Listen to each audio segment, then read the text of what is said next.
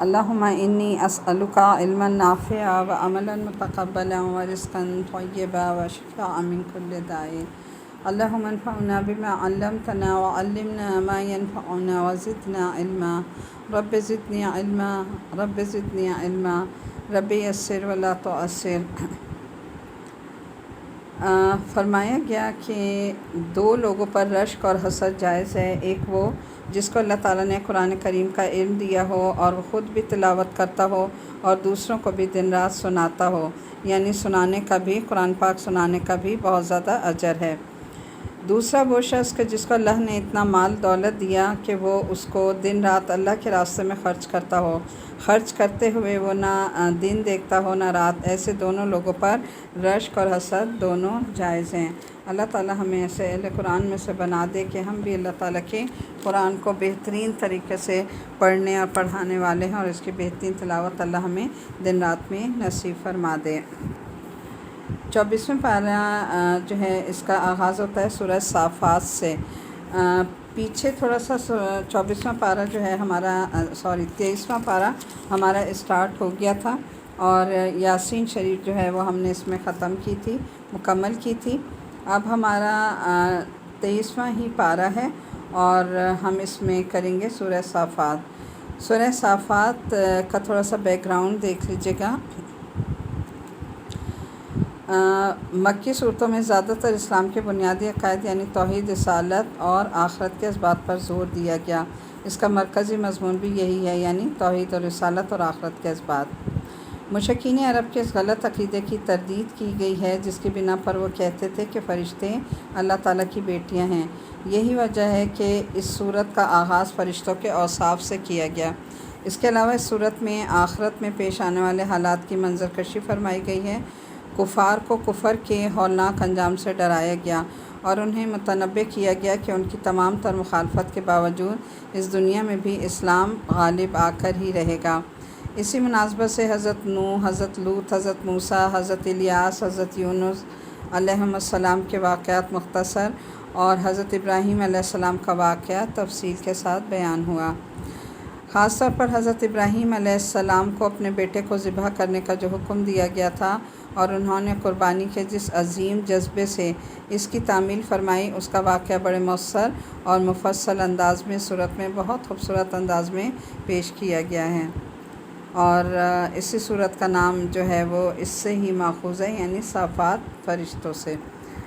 بسم اللہ الرحمن الرحیم۔ والصافات صفا فالزاجرات زجرا فالتالیات ذکرا ان الہکم لواحد رب السماوات والارض وما بینہما ورب المشارق۔ مکی صورت ہے۔ شروع اللہ کا نام لے کر جو بڑا مہربان نہایت رحم کرنے والا ہے۔ قسم ان کی جو پرے باندھ کر صف بناتے ہیں، پھر ان کی جو روک ٹوک کرتے ہیں، پھر ان کی جو ذکر کی تلاوت کرتے ہیں۔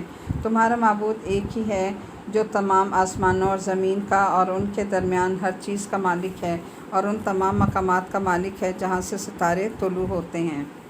اب دیکھیں آیت نمبر کی تفسیر میں دیکھیں کہ قرآن کریم میں اللہ تعالیٰ نے مختلف چیزوں کی جو قسمیں کھائی ہیں، وہ اول تو عربی زبان کی فصاحت اور بلاغت کا ایک اسلوب ہے، ٹھیک ہے، جس سے کلام میں زور اور تاثیر پیدا ہو جاتی ہے۔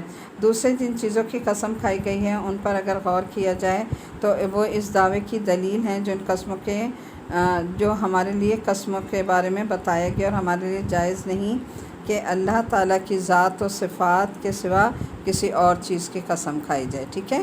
قسم صرف اللہ کے نام کی ہے یا اس کی صفات کی، اس کے علاوہ کوئی قسم نہیں ہوتی۔ اس کے بعد آیت نمبر 1 میں ہی دیکھیے جی، آیت نمبر 1۔ اکثر مفسرین کے مطابق اس سے مراد فرشتے ہیں جو اللہ تعالیٰ کی عبادت کے وقت یا اللہ کا حکم سنتے وقت صف باندھ کر کھڑے ہوتے ہیں، لیکن الفاظ میں فرشتوں کا نام نہیں لیا گیا۔ شاید اس کی وجہ یہ کہ اس سے ہدایت دینا مقصود ہے۔ تو کسی بھی اجتماعی کام کے وقت لوگوں کو ایک غیر منظم بھیڑ کی شکل میں جمع ہونا اللہ تعالیٰ کو پسند نہیں ہے کہ ایک جگہ لوگ رش اکٹھا کر کے کھڑے ہو جائیں، بلکہ ایسے موقع پر صف اور قطار بنا کر نماز و نظم و ضبط کا مظاہرہ اللہ تعالیٰ کو پسند ہے۔ اس لیے آپ دیکھیں کہ نماز میں بھی صف بندی کی بڑی تاکید کی گئی ہے اور جہاد کے وقت بھی صف بنانے کا حکم دیا گیا ہے۔ آیت نمبر 2 کی تفسیر میں دیکھیں، یعنی وہ فرشتے جو شیطانوں کو عالم بالا میں داخل ہونے اور شرارت کرنے سے روکتے ہیں۔ آیت 3 کی تفسیر ہے کہ اس سے مراد قرآن کریم کی تلاوت بھی ہو سکتی ہے اور اللہ تعالیٰ کے ذکر میں مشغولیت بھی۔ بہرحال یہ تینوں صفتیں فرشتوں کی ہیں اور ان میں بندگی کی تمام صورتیں جمع ہیں، یعنی صف باندھ کر اللہ تعالیٰ کی عبادت کرنا، طاغوتی قوتوں پر روک ٹوک رکھنا اور اللہ تعالیٰ کے کلام کی تلاوت اور ذکر میں مشغول رہنا ہے۔ ان کی قسم کھا کر یہ فرمایا گیا کہ معبود برحق صرف اللہ تعالیٰ ہے اور اس کا نہ کوئی شریک ہے اور نہ اس کی اولاد ہے۔ فرشتوں کے اوصاف کی قسم کھا کر یہ واضح فرما دیا گیا کہ اگر فرشتوں کے ان حالات پر غور کرو تو وہ سب اللہ کی بندگی میں لگے ہوئے ہیں اور اللہ تعالیٰ سے ان کا رشتہ باپ بیٹی کا نہیں بلکہ عابد اور معبود کا رشتہ ہے، یعنی وہ بھی اللہ تعالیٰ کے مخلوق ہیں اور کیا ہیں، عبادت کرنے والے ہیں اور اللہ تعالیٰ ان کا معبود ہے۔ آیت نمبر یہاں سے آپ دیکھیں، آیت نمبر 6 سے دیکھیں ترجمہ 12 تک۔ اِنَّا زَيَّنَّا السَّمَاءَ الدُّنْيَا بِرَحْمَةٍ لِلْكَوَاكِبِ، بے شک ہم نے نزدیک والے آسمان کو ستاروں کی شکل میں ایک سجاوٹ عطا کی ہے اور ہر شریر شیطان سے حفاظت کا ذریعہ بنایا۔ وہ اوپر کے جہاں کی باتیں نہیں سن سکتے اور ہر طرف سے ان پر مار پڑتی ہے، انہیں دھکے دیے جاتے ہیں اور ان کو آخرت میں دائمی عذاب ہوگا۔ البتہ جو کوئی کچھ اچک لے جائے تو ایک روشن شعلہ اس کا پیچھا کرتا ہے۔ اب ذرا ان کافروں سے پوچھو کہ ان کی تخلیق زیادہ مشکل ہے یا ہماری پیدا کی ہوئی دوسری مخلوقات کی؟ ان کو تو ہم نے لیزدار گارے سے پیدا کیا، اے پیغمبر صلی اللہ علیہ وسلم۔ حقیقت تو یہ ہے کہ تم ان باتوں پر تعجب کرتے ہو اور یہ ہنسی اڑاتے ہیں۔ 11 کا دیکھیں کہ یعنی آسمان، زمین اور چاند ستاروں کی تخلیق انسان کی تخلیق سے زیادہ مشکل ہے۔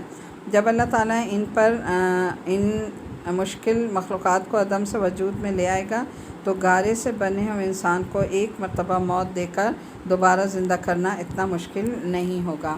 آگے دیکھیں آیت نمبر 13 to 26 دیکھیں، اور جب انہیں نصیحت کی جاتی ہے تو وہ نصیحت نہیں مانتے اور جب کوئی نشانی دیکھتے ہیں تو مذاق اڑاتے ہیں اور کہتے ہیں کہ یہ کھلے جادو کے سوا کچھ بھی نہیں۔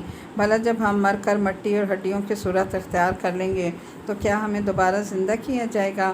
اور بھلا کیا ہمارے پچھلے باپ دادوں کو بھی کہہ دو کہ ہاں اور تم ذلیل بھی ہوگے؟ بس وہ تو ایک ہی زوردار آواز ہوگی جس کے بعد وہ اچانک سارے ہولناک مناظر دیکھنے لگیں گے اور کہیں گے کہ ہائے ہماری شامت، یہ تو حساب کتاب کا دن ہے۔ جی ہاں، یہی وہ فیصلے کا دن ہے جسے تم جھٹلایا کرتے تھے۔ ھذا یوم الفصل الذی کنتم بہ تکذبون احشروا الذین ظلموا وازواجهم وما كانوا يعبدون من دون الله فعادهم الى صراط الجحیم وقفوهم انهم مسئولون ما لكم لا تناصرون بل هم اليوم مستسلمون۔ ہائے ہماری شامت، یہ تو حساب کتاب کا دن ہے۔ جی ہاں، یہی فیصلے کا دن ہے جسے تم جھٹلایا کرتے تھے۔ فرشتوں سے کہا جائے گا کہ گھیر لاؤ ان سب کو جنہوں نے ظلم کیا تھا اور ان کے ساتھیوں کو بھی اور ان کو بھی جن کی اللہ کو چھوڑ کر عبادت کیا کرتے تھے، پھر انہیں جہنم کا راستہ دکھاؤ اور ذرا انہیں ٹھہراؤ اور ان سے کچھ پوچھا جائے گا، کیوں جی تمہیں کیا ہوا؟ تم ایک دوسرے کی مدد نہیں کر رہے؟ اس کے بجائے یہ تو آج سر جھکائے کھڑے ہوں گے اور وہ ایک دوسرے کی طرف رخ کر کے آپس میں سوال جواب کریں گے۔ ماتحت لوگ اپنے بڑوں سے کہیں گے کہ تم تھے جو ہم پر بڑے زوروں سے چڑھ کر آتے تھے۔ وہ کہیں گے نہیں، بلکہ ہم تو خود ایمان والے نہیں تھے اور تم پر ہمارا کوئی زور نہیں تھا۔ اصل بات یہ ہے کہ تم خود سرکش لوگ تھے۔ اب تو ہمارے پروردگار کی ہم پر بات ثابت ہو گئی ہے کہ ہم سب کو عذاب کا مزہ چکھنا ہے، کیونکہ ہم نے تمہیں بہکایا، ہم تو خود بہکے ہوئے تھے۔ غرض اس دن یہ سب عذاب میں ایک دوسرے کے ساتھ شریک ہوں گے۔ ہم مجرموں کے ساتھ ایسا ہی کرتے ہیں۔ ان کا حال یہ تھا کہ جب ان سے کہا جاتا کہ اللہ کے سوا کوئی عبادت نہیں ہے تو یہ اکڑ دکھاتے تھے اور کہا کرتے تھے کہ کیا ہم ایسے ہیں کہ ایک دیوانے شاعر کی وجہ سے اپنے معبودوں کو چھوڑ بیٹھیں؟ آیت نمبر 37 سے 49 تک دیکھیے۔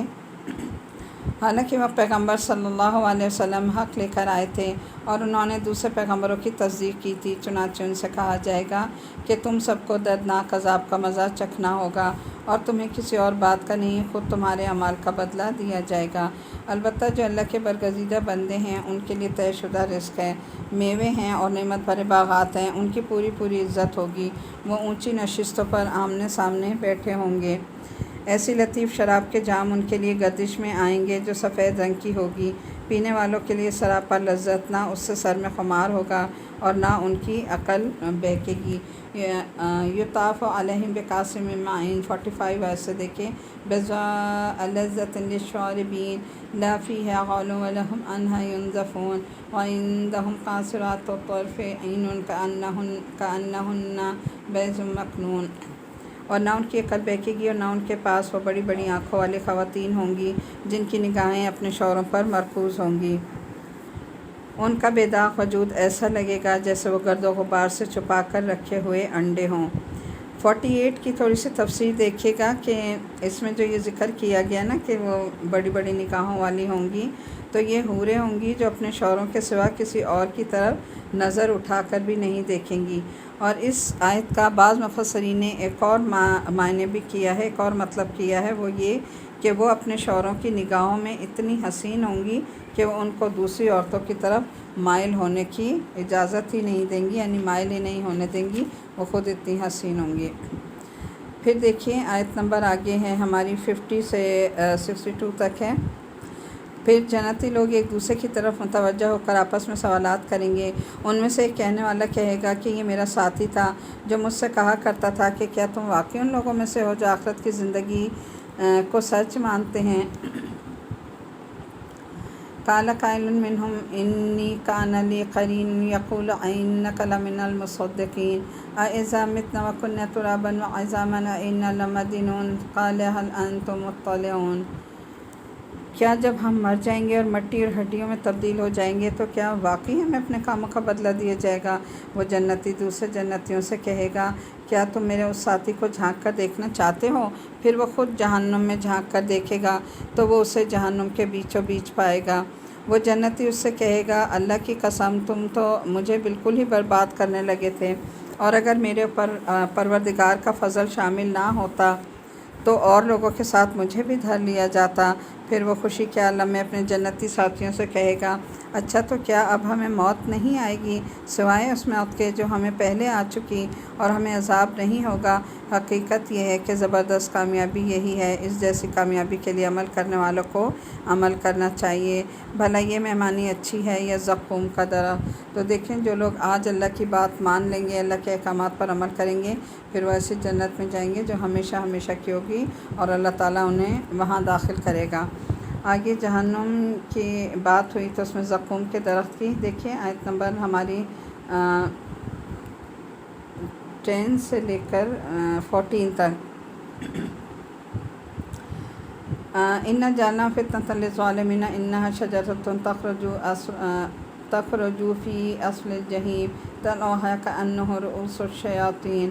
ہم نے اس درخت کو ان ظالموں کے لیے ایک آزمائش بنا دیا تھا، دراصل وہ درخت ہی ایسا ہے جو جہنم کی تہہ سے نکلتا ہے، اس کا خوشہ ایسا ہے جیسے شیطانوں کے سر، چنانچہ وہ جہنمی لوگ اسی میں سے خوراک حاصل کریں گے اور اسی سے پیٹ بھریں گے، پھر انہیں اس کے اوپر سے کھولتے ہوئے پانی کا آمیزہ ملے گا، پھر وہ لوٹیں گے تو اسی جہنم کی طرف لوٹیں گے۔ انہوں نے اپنے باپ دادوں کو گمراہی کی حالت میں پایا تھا، چنانچہ انہی کے نقش قدم پر لپک لپک کر دوڑ رہے ہیں۔ آیت نمبر 63 کی تفسیر تھوڑی سی دیکھ لیجیے گا، یعنی قرآن مجید جو ہے اس نے ہمیں یہ بتایا کہ دوزخ میں یا جہنم میں زقوم کا درخت ہوگا جو جہنمیوں کی خوراک بنے گا، تو کافروں نے اس کا بڑا مذاق اڑایا اور وہ کہنے لگے کہ بھلا آگ میں بھی کوئی درخت ہو سکتا ہے، یہ کیسے ہو سکتا ہے؟ تو اللہ تعالیٰ فرما رہے ہیں کہ زقوم کا ذکر کر کے ان کافروں کو ایک اور آزمائش میں اللہ نے ڈال دیا کہ یہ اللہ کی بات کی آیت تصدیق کرتے ہیں یا اس کا انکار کرتے ہیں۔ پھر 65 میں دیکھیں کہ اس کا ترجمہ سانپوں کے سر سے بھی کیا گیا، اسی وجہ سے بعض حضرات نے فرمایا کہ اردو میں جس درخت کو ناگ پھنی کا درخت کہا جاتا ہے یہ وہی زقوم کا درخت ہے۔ 67 میں ہے یعنی کھولتے ہوئے پانی میں زقوم کا بد مزہ ذائقہ اور پیپ وغیرہ ملی ہوگی، یعنی جو جہنمیوں کے اوپر پانی ڈالا جائے گا اس کے اندر زقوم بھی ہوگا اور ساتھ پیپ ملی بھی ہوگی۔ اللہم لا جعلنا منہم، کہ یہ پانی ان کے سروں پہ ڈالا جائے گا جو ان کے سروں کو کھولا دے گا۔ پھر آیت نمبر 68 میں دیکھیے، یعنی یہ عذاب بھگتنے کے بعد بھی جہنم سے نہیں نکلیں گے بلکہ جہنم میں ہی رہیں گے، یعنی یہ نہیں ہے کہ یہ عذاب دیا جائے گا اور پھر نکال لیا جائے گا، نہیں، بلکہ یہ عذاب ان کے لیے ہمیشہ ہمیشہ کا ہوگا۔ اللہم لا جعلنا منہم۔ آیت نمبر آگے دیکھیں 71 سے 84 تک دیکھیں۔ وَلَقَدْ ضَلَّ قَبْلَهُمْ أَكْثَرُ الْأَوَّلِينَ وَلَقَدْ أَرْسَلْنَا فِيهِمْ مُنذِرِينَ، اور ان سے پہلے جو گزر چکے ہیں ان میں سے اکثر لوگ بھی گمراہ ہوئے، اور حقیقت یہ ہے کہ ہم نے ان کے درمیان خبردار کرنے والے پیغمبر بھیجے تھے۔ اب دیکھ لو کہ جن کو خبردار کیا گیا ان کا انجام کیسا ہوا۔ البتہ جو اللہ کے برگزیدہ بندے تھے وہ محفوظ رہے، اور نوح علیہ السلام نے ہمیں پکارا تھا تو دیکھ لو کہ ہم پکار کا کتنا اچھا جواب دینے والے ہیں، اور ہم نے انہیں اور ان کے گھر والوں کو بڑے کرب سے نجات دی، اور ہم نے ان کی نسل ہی کو باقی رکھا، اور جو لوگ ان کے بعد آئے ان میں یہ روایت قائم کی کہ یہ وہ کہا کریں کہ اسلام ہو تو نوح پر دنیا جہان کے لوگوں پر، سلام ہو نوح پر اور دنیا جہان کے لوگوں پر۔ آیت نمبر یہ ہماری کون سی 79 میں، وَتَرَكْنَا عَلَيْهِ فِي الْآخِرِينَ سَلَامٌ عَلَىٰ نُوحٍ فِي الْعَالَمِينَ إِنَّا كَذَٰلِكَ نَجْزِي الْمُحْسِنِينَ إِنَّهُ مِنْ عِبَادِنَا الْمُؤْمِنِينَ ثُمَّ أَغْرَقْنَا الْآخَرِينَ، اور جو لوگ اس کے بعد آئے ان میں یہ روایت قائم کی کہ وہ یہ کہا کریں کہ سلام ہو نوح پر اور دنیا جہان کے لوگوں پر، ہم نیک عمل کرنے والوں کو ایسا ہی صلہ دیا کرتے ہیں، بے شک وہ ہمارے مومن بندوں میں سے تھے۔ پھر ہم نے دوسرے لوگوں کو پانی میں غرق کر دیا، اور انہی کے طریقے پر چلنے والوں میں یقیناً ابراہیم علیہ السلام بھی تھے جب وہ اپنے پروردگار کے پاس صاف ستھرا ماحول لے کر آئے تھے۔ آگے دیکھیں آیت نمبر 85 سے 97 تک۔ اس قال لأبیہ قومہ ماذا تعبدون، جب انہوں نے اپنے باپ اور اپنی قوم سے کہا کہ تم کن چیزوں کی عبادت کرتے ہو، کیا اللہ کو چھوڑ کر جھوٹ موٹ کے خدا چاہتے ہو؟ تو پھر جو ذات سارے جہانوں کو پالنے والی ہے اس کے بارے میں تمہارا کیا خیال ہے؟ اس کے کچھ عرصے بعد انہوں نے ستاروں کی طرف ایک نگاہ ڈال کر دیکھا اور کہا کہ میری طبیعت خراب ہے، چنانچہ وہ لوگ پیٹ موڑ کر ان کے پاس سے چلے گئے۔ اس کے بعد یہ ان کے بنائے ہوئے معبودوں یعنی بتوں کے پاس جا گھسے اور ان سے کہا کہ کیا تم کھاتے نہیں ہو؟ تمہیں کیا ہو گیا کہ تم بولتے بھی نہیں ہو؟ پھر وہ پوری قوت سے مارتے ہوئے ان بتوں پر پل پڑے۔ اس پر ان کے قوم کے لوگ ان کے پاس دوڑتے ہوئے آئے۔ ابراہیم علیہ السلام نے کہا کیا تم ان بتوں کو پوجتے ہو جنہیں خود تراشتے ہو، حالانکہ اللہ نے تمہیں بھی پیدا کیا اور جو کچھ تم بناتے ہو اس کو بھی۔ ان لوگوں نے کہا ابراہیم کے لیے ایک عمارت بناؤ اور اسے دہکتی ہوئی آگ میں پھینک دو۔ آیت نمبر 89 کی تھوڑی سی تفسیر دیکھ لیجیے گا کہ یہ کس کے بارے میں ذکر ہو رہا ہے، حضرت ابراہیم اور ان کی قوم کا، کہ ان کی قوم کے لوگ انہیں اپنے ایک میلے میں لے جانا چاہتے تھے۔ حضرت ابراہیم علیہ السلام ایک تو ان میلوں میں شریک ہونا ہی نہیں چاہتے تھے، دوسرے ان کے دل میں یہ ارادہ تھا کہ جب یہ سارے لوگ میلے میں چلے جائیں گے اور مندر جو ہے وہ خالی ہوگا تو وہاں جا کر بتوں کو توڑ پھوڑ دیں گے تاکہ یہ لوگ آنکھوں سے ان بتوں کی بے بسی کا منظر دیکھیں جنہیں انہوں نے خدا بنا رکھا ہے۔ اس لیے انہوں نے عذر کیا کہ میری طبیعت خراب ہے۔ اب یہ بھی ممکن ہے کہ ہو سکتا ہے واقعی ان کے مزاج ناساز ہوں، طبیعت خراب ہو، اور یہ بھی ممکن ہے کہ ان کا اصل مطلب تمہارے کفر و شرک کی حرکتیں دیکھ کر میری طبیعت روحانی طور پر خراب ہوئی ہو۔ بہرحال یہ اللہ بہتر جانتا ہے کہ کیا معاملہ تھا۔ آگے دیکھتے ہیں آیت نمبر 98 سے 102 تک سن لیجیے گا ترجمہ۔ اور اس طرح انہوں نے ابراہیم علیہ السلام کے خلاف ایک منصوبہ بنانا چاہا، لیکن ہم نے انہیں نیچا دکھا دیا، اور ابراہیم نے کہا علیہ السلام کہ میں اپنے رب کے پاس جا رہا ہوں، وہی میری رہنمائی فرمائے گا، میرے پروردگار۔ وَقَالَ اذْهَبْ إِلَىٰ رَبِّ سَيَهْدِينِ رَبِّ هَبْ لِي مِنَ الصَّالِحِينَ فَبَشَّرْنَاهُ بِغُلَامٍ حَلِيمٍ فَلَمَّا بَلَغَ مَعَهُ السَّعْيَ قَالَ يَا بُنَيَّ إِنِّي أَرَىٰ فِي الْمَنَامِ أَنِّي أَذْبَحُكَ فَانظُرْ مَاذَا تَرَىٰ قَالَ يَا أَبَتِ افْعَلْ مَا تُؤْمَرُ سَتَجِدُنِي إِن شَاءَ اللَّهُ مِنَ الصَّابِرِينَ۔ چنانچہ ہم نے انہیں ایک بار انہوں نے پکارا، میرے پروردگار مجھے ایک ایسا بیٹا دے دے جو نیک لوگوں میں سے ہو۔ چنانچہ ہم نے انہیں ایک بردبار لڑکے کی خوشخبری دی۔ کس کی خوشخبری دی؟ حضرت اسماعیل علیہ السلام کی۔ اور پھر جب وہ لڑکا ابراہیم علیہ السلام کے ساتھ چلنے پھرنے کے قابل ہو گیا تو انہوں نے کہا کہ بیٹے، میں خواب میں دیکھتا ہوں کہ میں تمہیں ذبح کر رہا ہوں، اب سوچ کر بتاؤ کہ تمہاری کیا رائے ہے؟ بیٹے نے کہا، ابا جان آپ وہی کیجئے جس کا آپ کو حکم دیا جا رہا ہے۔ اب دیکھیں کیسا باپ اور کیسی اولاد، کہ اولاد بھی ان کی نا ابراہیم علیہ السلام کی۔ تو جب باپ نے خواب سنایا تو کوئی آرگیومنٹ نہیں کیا، کوئی جو ہے چینو چرا نہیں، بلکہ سیدھے سیدھے باپ کو کیا کہا کہ جو اللہ نے آپ کو حکم دیا ہے آپ وہی کیجئے۔ اور کیا کہا؟ قال یا ابت افعل ما تؤمر ستجدونی ان شاء اللہ من الصابرین، انشاءاللہ آپ مجھے صبر کرنے والوں میں سے پائیں گے۔ اب دیکھیں کہ یہاں پر آیت نمبر 102 کا تھوڑا سا دیکھیں۔ یہ اگرچہ خواب تھا لیکن انبیاء کرام علیہ السلام کے خواب بھی وہی ہوتے ہیں، اس لیے حضرت اسماعیل علیہ السلام نے اسے اللہ تعالیٰ کا حکم قرار دیا، یعنی یہ اللہ کا حکم ہے لہٰذا آپ اس کو فوراً پورا کیجئے۔ فلما اسلم وتلہ للجبین ونادیناہ ان یا ابراہیم قد صدقت الرؤیا انا کذلک نجزی المحسنین ان ھذا لہو البلاء المبین وفدیناہ بذبح عظیم وترکنا علیہ فی الآخرین سلام علی ابراہیم کذلک نجزی المحسنین انہ من عبادنا المؤمنین وبشرناہ باسحاق نبیا من الصالحین وبارکنا علیہ وعلی اسحاق ومن ذریتہما محسن وظالم لنفسہ مبین۔ صدق اللہ العظیم۔ چنانچہ 104 آیت سے 113 تک دیکھیں۔ چنانچہ وہ عجیب منظر تھا جب دونوں نے سر جھکا دیا اور باپ نے بیٹے کو پیشانی کے بل گرا دیا، اور ہم نے انہیں آواز دی کہ اے ابراہیم، تم نے خواب کو سچا کر دکھایا، یقیناً ہم نیکی کرنے والوں کو اسی طرح صلہ دیتے ہیں۔ یقیناً یہ کھلا ہوا امتحان تھا اور ہم نے ایک عظیم ذبیح کا فدیہ دے کر اس بچے کو بچا لیا۔ اور جو لوگ ان کے بعد آئے ان میں یہ روایت قائم کی کہ یہ وہ کہا کریں کہ سلام ہو ابراہیم پر، ہم نیکی کرنے والوں کو اسی طرح صلہ دیتے ہیں۔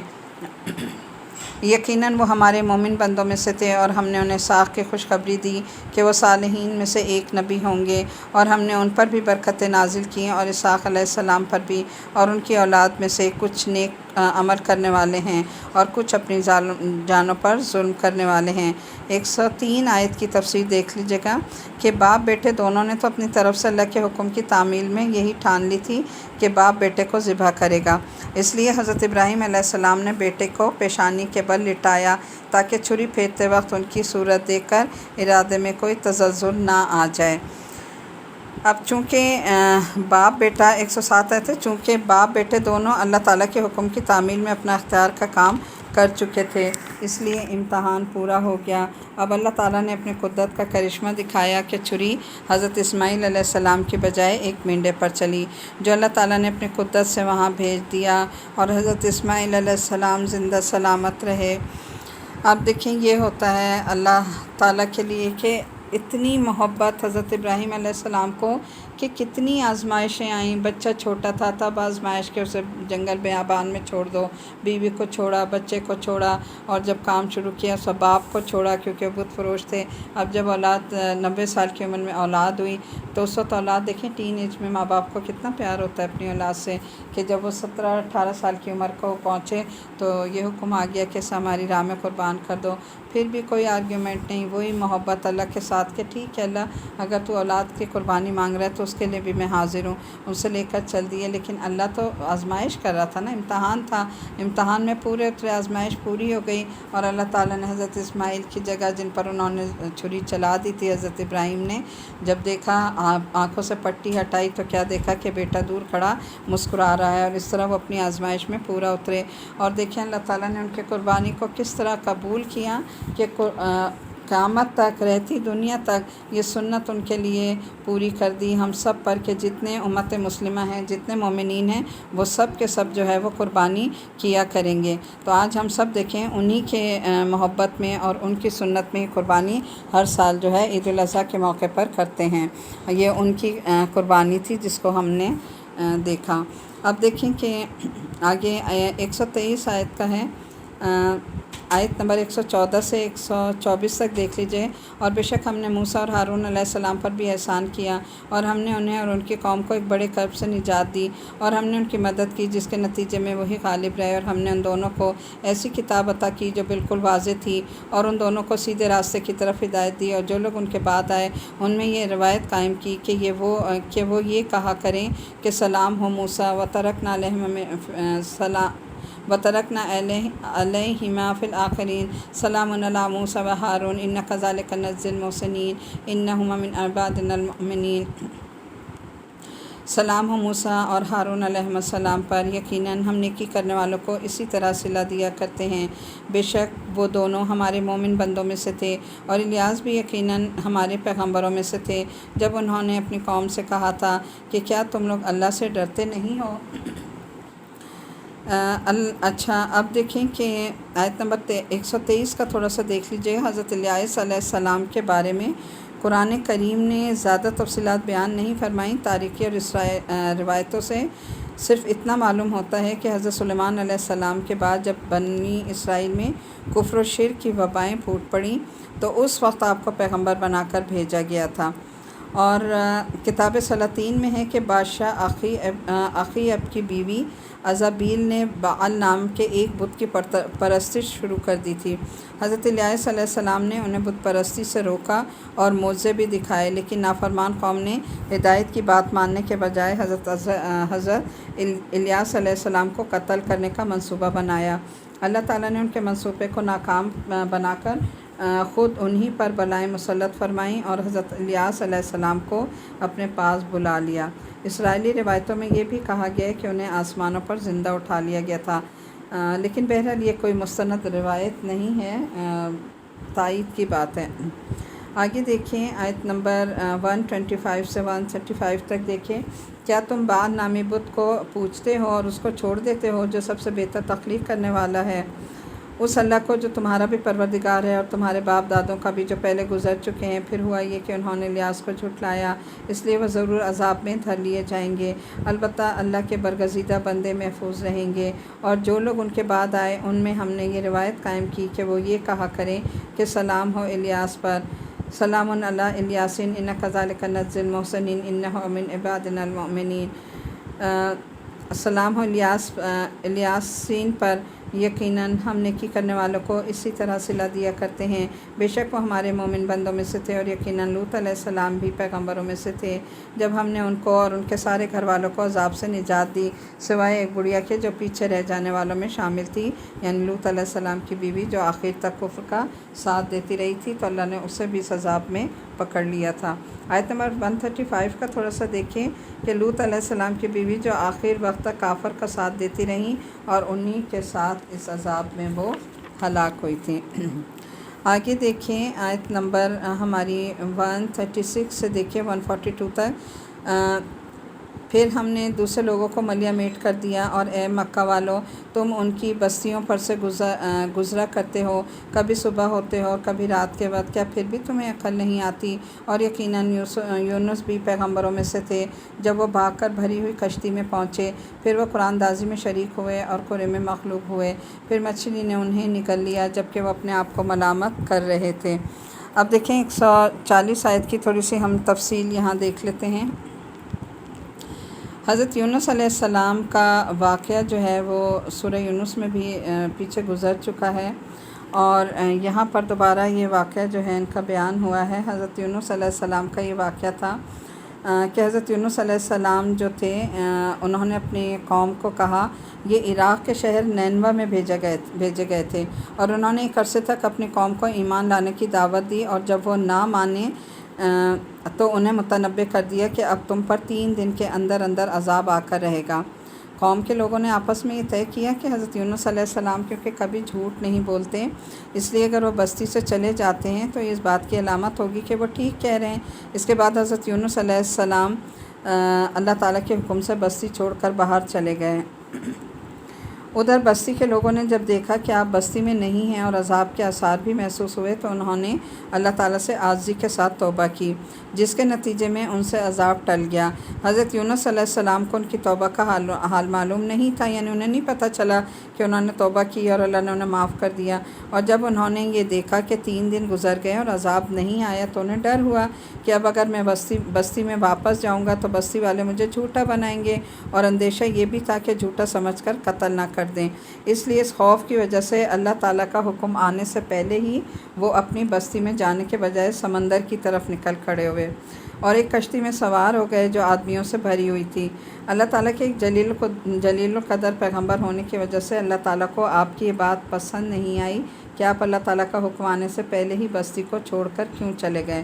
بڑے لوگوں کی معمولی چوک پر بھی گرفت ہو جاتی ہے، اس لیے اللہ تعالیٰ کا کرنا ایسا ہوا کہ وہ کشتی وزن زیادہ ہونے کی وجہ سے ڈوبنے کے قریب آ گئی، اور قرآن دازی کی گئی کہ کس شخص کو کشتی سے باہر پھینکا جائے۔ کئی مرتبہ قرعہ ڈالا گیا اور ہر بار قرعے میں انہی کا نام نکلا، یعنی حضرت یونس علیہ السلام کا، چنانچہ انہیں اٹھا کر پانی میں پھینک دیا گیا۔ جہاں اللہ تعالیٰ کے حکم سے ایک بڑی مچھلی آپ کی منتظر تھی، اس نے آپ کو نگل لیا اور آپ کچھ عرصے مچھلی کے پیٹ میں رہے۔ اب دیکھیں، بعض روایتوں میں آتا ہے کہ 3 دن رہے اور کچھ میں آتا ہے کہ چند گھنٹے۔ بہرحال گنتی پر ہمیں نہیں جانا چاہیے کتنے دن رہے، واللہ عالم، اللہ بہتر جانتا ہے، لیکن کچھ ایسی جو ہے کنفرم وہ نہیں ملتی۔ بہرحال مچھلی نے نگلا اور اس کے پیٹ کے اندر رہے، اور وہاں آپ یہ تسبیح پڑھتے رہے، لا الہ الا انت سبحانک انی کنت من الظالمین۔ آگے دیکھیں آیت نمبر 143 143 سے 147 تک کا دیکھیے۔ اب ہوا کیا کہ چنانچہ اگر وہ تسبیح کرنے والوں میں سے نہ ہوتے تو وہ اس دن اسی مچھلی کے پیٹ میں رہتے جس دن مردوں کو زندہ کیا جائے گا۔ پھر ہم نے انہیں ایسی حالت میں ایک کھلے میدان میں لا کر ڈال دیا کہ وہ بیمار تھے، اور ان کے اوپر ایک بیلدار درخت اگا دیا، اور ہم نے انہیں 1 لاکھ بلکہ اس سے بھی زیادہ لوگوں کے پاس پیغمبر بنا کر بھیجا تھا۔ اب دیکھیں آیت نمبر 145 کی تھوڑی سی تفسیر دیکھ لیجیے گا۔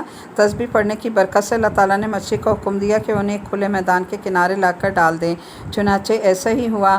اس وقت حضرت یونس علیہ السلام بہت کمزور ہو چکے تھے، اور بعض روایت میں ہے کہ ان کے جسم پر بال بھی نہیں رہتے۔ اللہ تعالیٰ نے ان کے اوپر ایک درخت اگایا، بعض روایت میں ہے کہ وہ کدو کا درخت تھا، اس سے انہیں سایہ بھی حاصل ہوا، اور شاید اس کے پھل کو اللہ تعالیٰ نے ان کے لیے علاج بھی بنا دیا۔ نیز ایک بکری وہاں بھیجی جس کا آپ دودھ پیتے رہے یہاں تک کہ آپ تندرست ہو گئے۔ تو دیکھیں، کدو جو ہے یہ ایک ٹھنڈی سبزی ہے نا، حدت کو، گرمی کو کم کرتی ہے۔ تو مچھلی ایک تو گرم جانور ہے، اس کے پیٹ کے اندر اتنے عرصے رہے تو ظاہر ہے کہ وہ اندر ان کے جسم کے گرمی پیدا ہو گئی، تو کدو کی بیل سے جو وہ ان کو ٹھنڈک بھی ملتی رہی، سایہ، اور وہ کھایا بھی، تو اس کی وجہ سے ان کے خون میں جو گرمی پیدا ہو گئی تھی وہ ختم ہوئی۔ اور دوسری چیز یہ کہ بکری کا دودھ جو ہے وہ بھی بہت بہترین ہوتا ہے، شفا کے لیے بہترین ہے۔ تو اس طرح اللہ تعالیٰ نے انہیں شفا عطا فرمائی۔ 147 آیت پہ ہم اپنا A پارٹ ختم کرتے ہیں، B پارٹ انشاءاللہ 148 سے شروع کریں گے، 48 سے شروع کریں گے، 48 سے شروع کریں گے، 48 سے شروع کریں گے۔